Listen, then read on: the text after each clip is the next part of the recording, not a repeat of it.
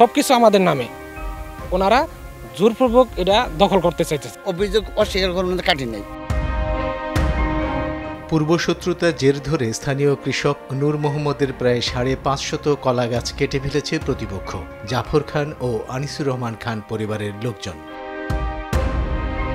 জানা যায়, ঘাটাইলের লক্ষিন্দর ইউনিয়নের আকন্দের বাইত এলাকায় 1 বছর পূর্বে ক্ষতিগ্রস্ত কৃষক নূর মোহাম্মদ তার ভাতিজা রফিকুল ইসলামকে সাথে নিয়ে 7 শতাধিক কলা গাছ লাগিয়েছিলেন। প্রায় 1 বছর পর সন্তানের মতো করে চারাগুলো যত্ন নিয়েছেন। প্রায় 8 লাখ টাকা খরচ করেছেন ধার দেনা করে।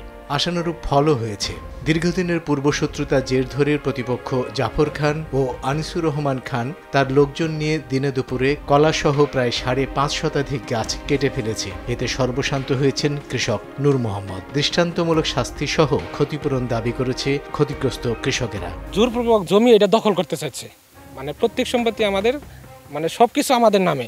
আনিসুর রহমানের নেতৃত্বে 10-15 জন আইসা 550 কলা গাছ কাইটা ফেলাইছে। সালিসের সিদ্ধান্ত যে আমাদের জমি CSRS সম্পূর্ণ হিসাব করে যার যে হিসার জমি শেষে নিয়ে যাবেন, তার আগে কেউ কারোর জমিতে অনুপ্রবেশ করবেন না। এই মতো অবস্থায় গত 8 তারিখে সাদ্দাম আনসার খার নেতৃত্বে তাদের কিছু ষড়যন্ত্রকারী লোকজন আইসা জাফর খার সম্পত্তি, দখলীয় সম্পত্তি দখল করে। লাঠি সোটা, দাও এবং বাগি এইসব নিয়েই দল বেঁধে একবারে খেতে ঝাঁপাই পড়ে মানে সমস্ত কলা গাছ একবার কেটে ফেলছে। 500-600 কলা গাছ। মাতবরা বলছে যে ঠিক আছে, তোমরা জমি পাও না পাও, হিসাব শেষে তোমাদের জমি আমরা দিয়ে দিব। আমি কোনো জমি রাখবো না, আমি বলছি যে কোনো জমি রাখবো না, দিয়ে দিব। এই কথা বলাতে মাইনা গেছে, মাইনা যায় ওনারা আমার জমিতে চাষ করে বসছে।